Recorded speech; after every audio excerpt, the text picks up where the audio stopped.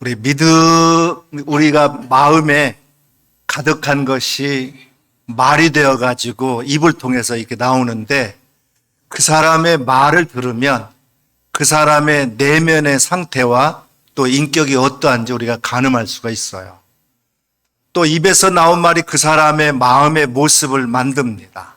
믿음의 말을 하다 보면 마음의 그릇에 믿음이 담겨지게 돼요. 절망스러운 상황이지만 희망의 말을 하다 보면 마음의 정원에 소망의 꽃이 핍니다. 불평하고 싶을 때 오히려 감사의 말을 하다 보면 마음의 샘에서 맑은 물이 흐르게 돼요.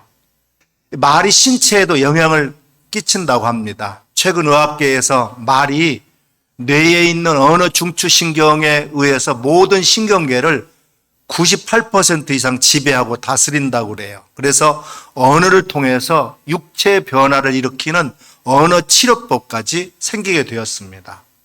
2024년도에는 우리 사회가 죽이는 말이 아니라 살리는 말로 서로 나누는 밝은 언어, 행복한 언어, 믿음과 희망의 언어, 또 이해와 화해의 언어로 살만 나는 곳이 되기를 주님의 이름으로 축원합니다. 우리가 먼저 생각할 것은 믿음의 간구예요. 성경에 보면 꿈이 없는 백성은 망한다 그랬습니다. 꿈은 우리를 움직이는 그런 원동력이 돼요. 특별히 꿈은 우리의 소망, 또 삶의 이유, 또 존재의 근거가 돼요. 인간은 꿈을 꾸고 꿈을 성취하도록 만들어졌습니다. 꿈을 성취하는 사람의 가장 무서운 적은 낙심이에요. 낙심은 사단이 사용하는 무서운 도구이기도 합니다. 낙심은 용기와 희망과 담력을 잃어버리고 자신감을 잃어버린 상태를 말합니다. 기가 꺾여버린 그런 상태를 말해요.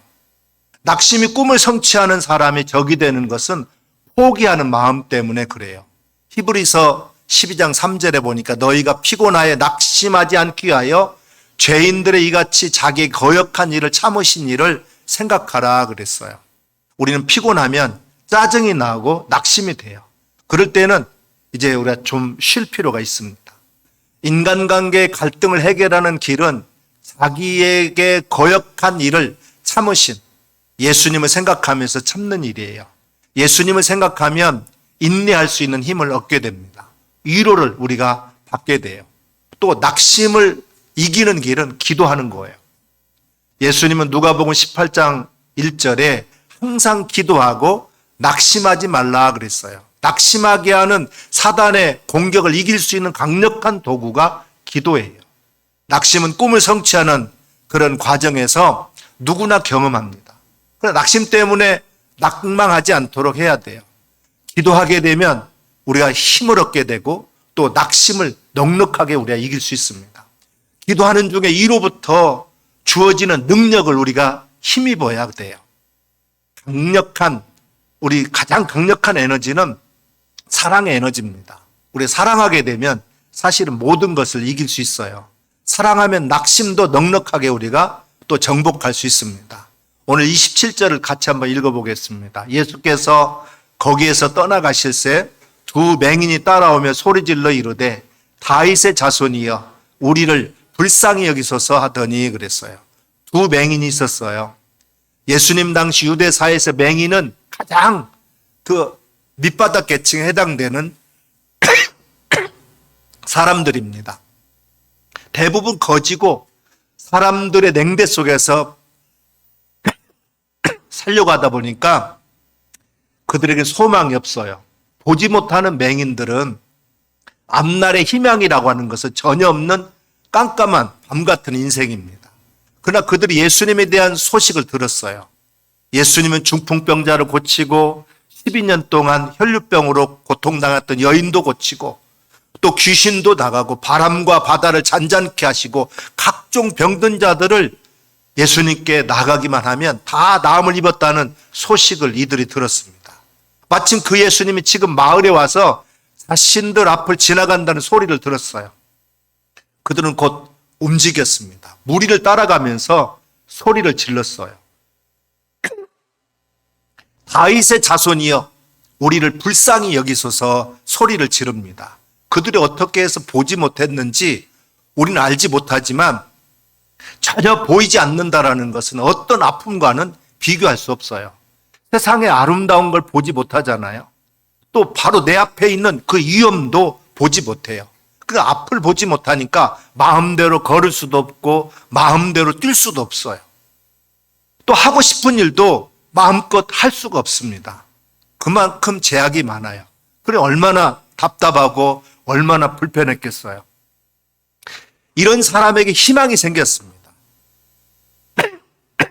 그 희망은 다름 아닌 예수님이에요. 예수님에 대한 소문이 그들의 귀에 들리게 된 겁니다. 그때 그들의 마음에 생겨난 것이 바로 새로운 삶에 대한 희망이 생긴 거예요. 예수님을 만나면 우리도 눈을 떠볼 수 있다고 하는 희망이 생겼습니다. 그런 그들에게 드디어 기회가 온 거예요. 마침 예수님이 그들 앞을 지나가신다는 알게 된 겁니다. 이때 그들은 결사적이었어요.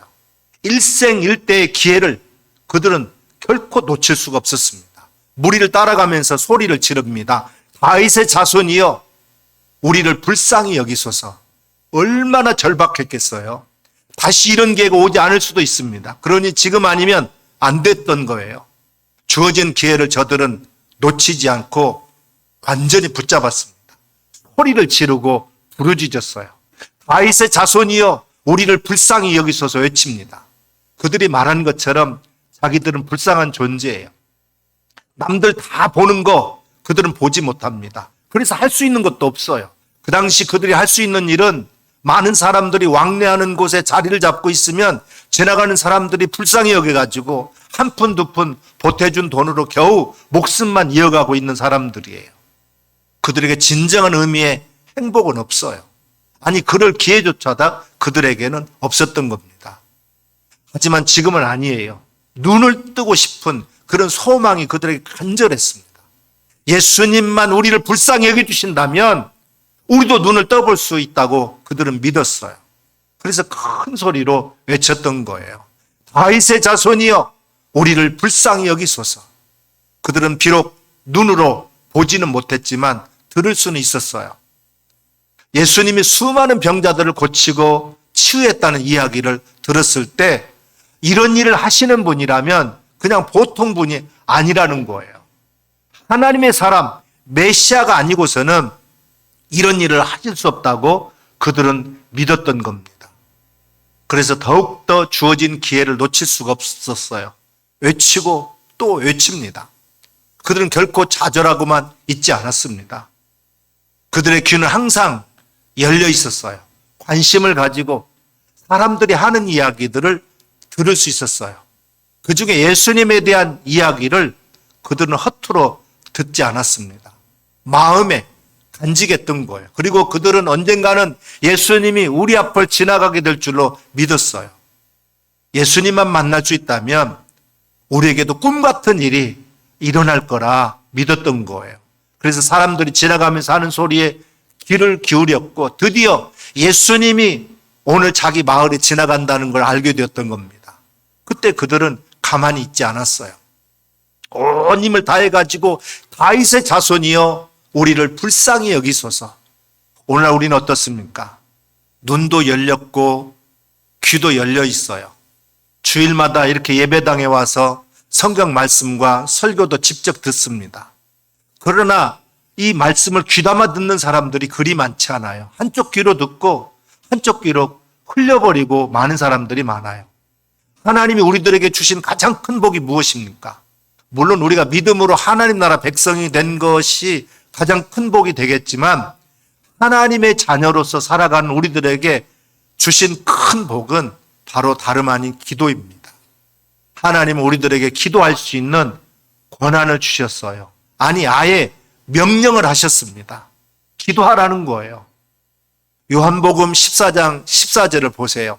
예수님이 이렇게 약속했습니다. 내 이름으로 무엇이든지 내게 구하면 내가 시행하리라. 계속해서 요한복음 15장 7절에도 이렇게 말씀하고 있습니다. 너희가 내 안에 거하고 내 말이 너희 안에 거하면 무엇이든지 원하는 대로 구하라. 그리하면 이루리라 그랬어요. 또 요한복음 15장 16절 말씀에도 보게 되면 뭐라고 했습니까?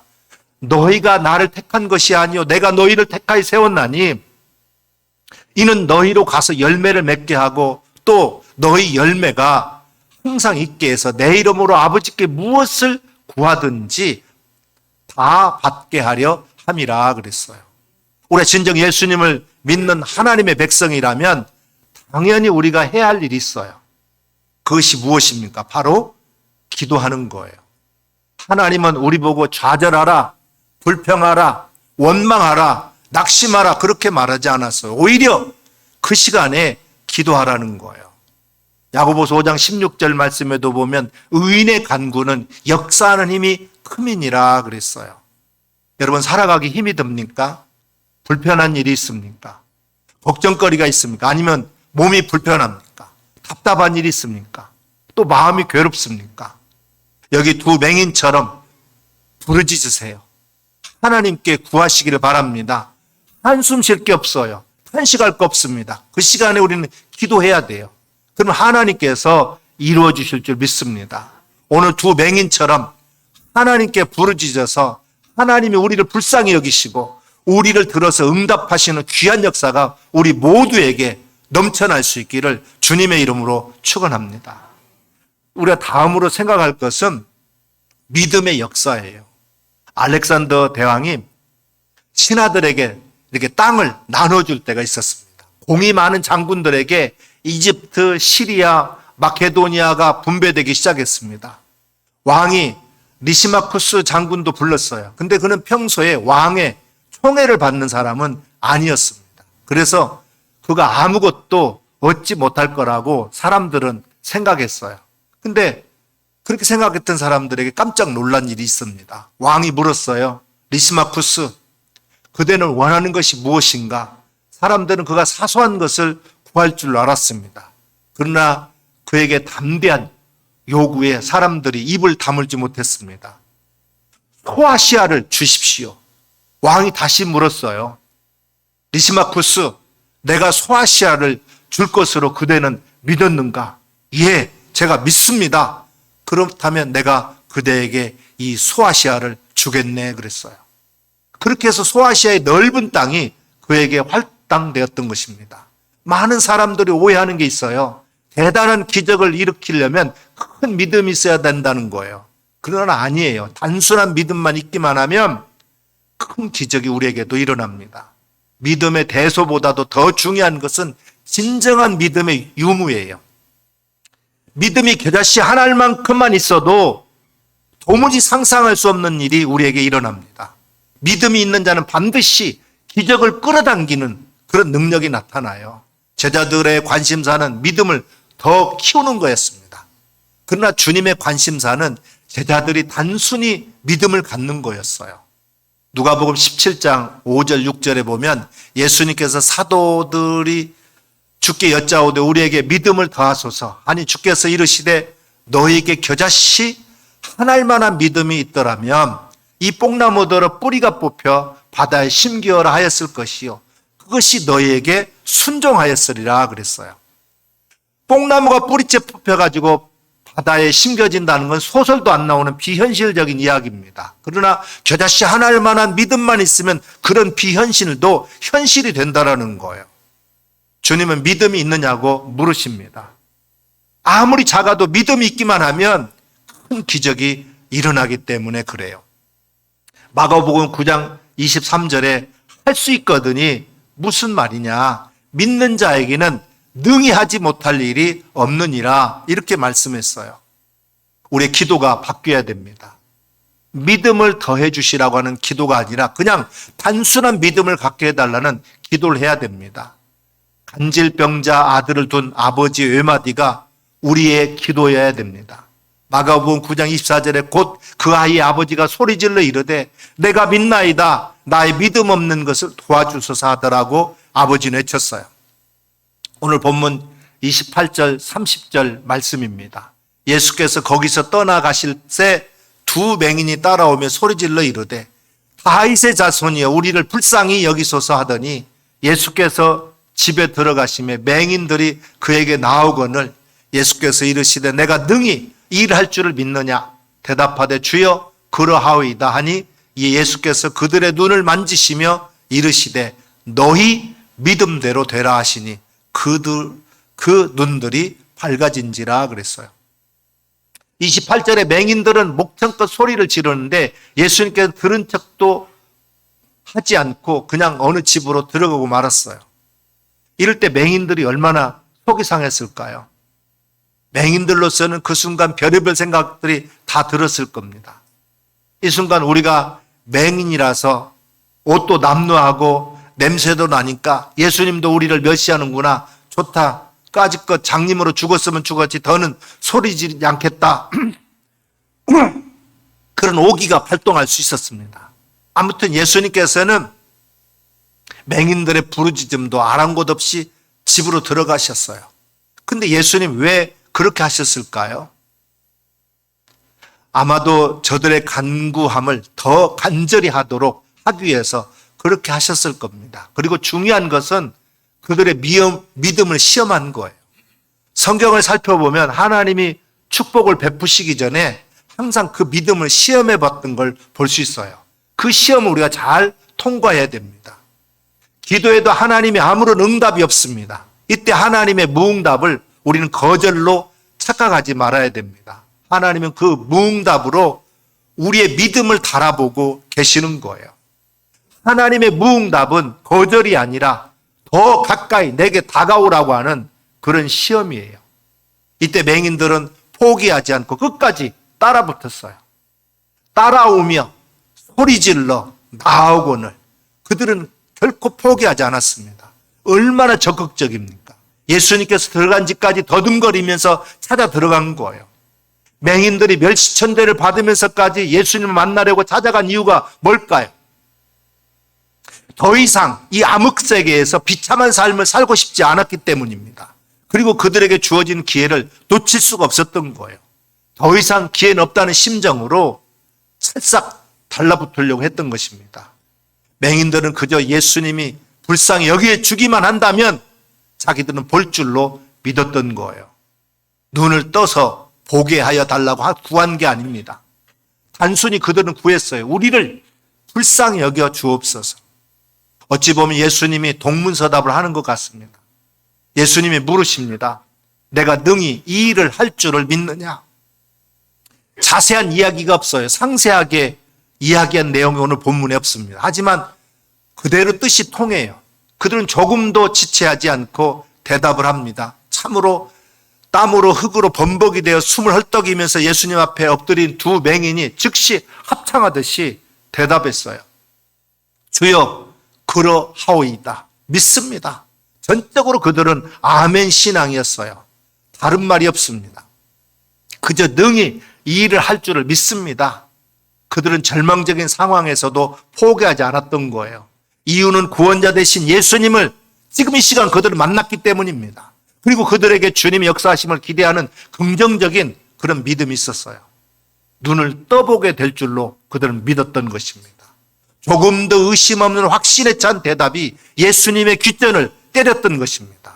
그 순간 예수님께서 그 맹인들을 향해서 가까이 다가가셔서 그들의 눈을 손으로 만져주셨습니다. 말씀만으로도 얼마든지 고칠 수 있는데도 다가가셔서 이렇게 만져주셨던 거예요. 주님의 따스한 그 손길이 그들에게 눈에 닿았던 것입니다. 그리고 예수님께서 그들에게 이렇게 선포했어요. 너희 믿음대로 되라. 그랬더니 그들의 눈이 즉시 밝아졌다 그랬어요. 조금도 의심하지 않았어요. 조금도 불안해하지 않았습니다. 그저 단순히 믿었어요. 그렇게 되니까 보게 됐다는 거예요. 믿음 그대로 눈이 밝아졌습니다. 예수님의 말씀은 그냥 눈을 떠 보라는 게 아니었어요. 너희 믿음대로 되라. 두 사람이 한결같았습니다. 두 사람이 다 눈이 밝아졌어요. 그저 그들은 믿었을 뿐이에요. 예수님을 믿었습니다. 예수님은 그들의 믿음을 보셨어요. 예수님의 긍휼이 믿음으로 완성되었습니다. 예수님이 그들을 불쌍히 여기셨어요. 하지만 그들이 믿음이 없었다면 믿음이 없는 곳에는 역사가 일어날 수가 없어요. 만약 두 맹인들이 여러 장애물 앞에 포기했다면 그들은 계속 어둠 속에서 신세 타령하면서 구걸하는 비참한 인생을 살고 있었을 거예요. 훗날 후회하면서 아이고 그때 더 열심을 낼 걸, 떨거리가 되지 않았겠습니까? 아브라함은 자신의 나이 100세, 아내 나이가 90세가 되었을 때 약속의 말씀에 대해서 의심하지 않았습니다. 세상 사람들은 모두 다 100% 불가능하다 그렇게 할 때에 하나님께서 사라의 태에 문을 여시고 아들을 주셨습니다. 의심하지 않고 그 약속을 그대로 믿고 받아들이는 자에게 하나님의 역사는 나타나게 되는 줄 믿습니다. 두 맹인은 예수님의 말씀이 자신의 몸속에 그대로 이루어질 것을 믿었던 거예요. 순수하게 신뢰하는 믿음, 긍정적인 자세 가운데 하나님의 능력이 임하신다는 사실을 발견하게 된 것입니다. 중풍병자가 침상에 누운 채 예수님께 친구들에 의해서 다가왔을 때 예수님은 그들의 믿음을 보시고 이렇게 말씀하셨습니다. 내 죄사함을 받았느니라. 백부장의 하인이 중풍병으로 누워있을 때 백부장은 그저 말씀만 하옵소서, 그러면 나을 줄 믿습니다 그랬어요. 이 요청을 예수님은 듣고 내가 이만한 믿음을 이스라엘 중에서 보지 못했다 말씀하시면서 내 믿음대로 될지어다 그랬을 때 그 시로 하인이 깨끗이 나았다 그랬어요. 백부장은 자기가 고백한 대로 예수님이 말씀만 하셔도 하인이 나을 줄 믿었던 거예요. 그렇습니다. 믿음대로 됩니다. 말하는 대로 됩니다. 구한 대로 되는 줄 믿습니다. 예수님은 예수님의 권능으로 그냥 그들을 고쳐주셨어요. 하지만 예수님이 가장 귀하게 생각하는 것은 오늘 우리들의 믿음입니다. 그로 믿음으로 기대하는 사람에게 불가능은 없어요. 불가능은 자신 스스로가 제한하기 때문에 그렇습니다. 여러분, 모습은 지금 어떻습니까? 두 맹인의 처지보다 더 나쁩니까? 그렇지 않잖아요. 그렇다면 얼마든지 우리는 회복될 수 있고 새로운 역사를 우리가 창출해 낼 수 있지 않겠습니까? 우리 주 대신 예수 그리스도, 그분은 우리 작은 신음에도 귀를 기울이시고 응답하시는 분이세요. 우리의 진실한 간구를 외면하시는 분이 아니십니다. 우리의 기도를 주목하고 계셔요. 여러분, 답답하십니까? 하나님께 아뢰시기를 바랍니다. 이야기 상대가 없습니까? 아버지이신 하나님이 계시잖아요. 하나님 한 번도 싫다고 하지 않으시고 다 들어주십니다. 우리 힘으로 안 되는 일 때문에 고민이 되십니까? 우리 하나님이 계시잖아요. 아무것도 염려하지 말고 오직 모든 일에 기도와 간구로 너희 구할 것을 감사함으로 하나님께 아뢰라, 그렇게 말하지 않았습니까? 내 믿음대로 되라, 말하는 대로 될지어다, 구한 대로 될지어다. 내일 일을 여러분 염려하지 마시길 바랍니다. 그저 하나님께서 오늘처럼 내일도 함께 해주실 줄 믿고 감사하면서 하나님께 아뢰는 사람들이 되시길 바랍니다. 믿음에 흔들림이 없기를 바랍니다. 오직 믿음으로 되고 날마다 승리하는 그런 삶이 여러분에 나타나기를 바랍니다. 특별히 2024년도에는 믿음의 사람에게 주어지는 모든 복들이 오늘 우리들에게 활짝 열려지기를 주님의 이름으로 축원합니다.